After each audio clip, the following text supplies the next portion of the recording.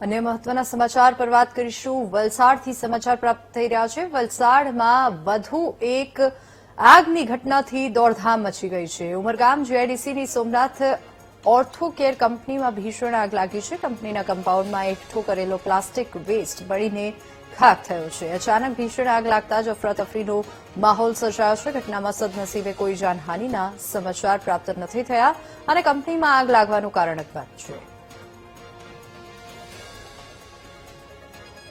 તો કંપનીમાં આગ કયા કારણોસર લાગી તે જાણી નથી શકાયું. જોકે રાહતની વાત એ છે કે કોઈ જાનહાનિના સમાચાર પ્રાપ્ત નથી થયા, પરંતુ મોટા પાયે માલ સામાનને નુકસાન પહોંચ્યું હોય તેવા સમાચાર પ્રાપ્ત થઈ રહ્યા છે. ઉમરગામ જીઆઈડીસીની સોમનાથ આ જે કંપની છે તેમાં આ આગની ઘટના બની છે.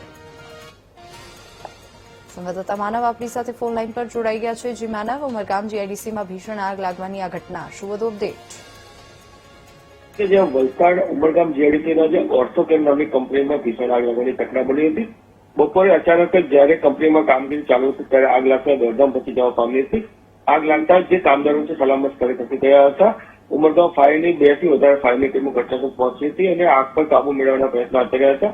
પાણીનો મારો ચલાવી આગ પર કાબુ મેળવાઈ રહ્યો છે. જી નહીં, પરંતુ આગ શા માટે લાગી તે જાણી શકાય નથી, પરંતુ આગમાં કોઈ જાણહાનિના સમાચાર નથી. જી બિલકુલ માનવ, આભાર સમગ્ર માહિતી બદલ.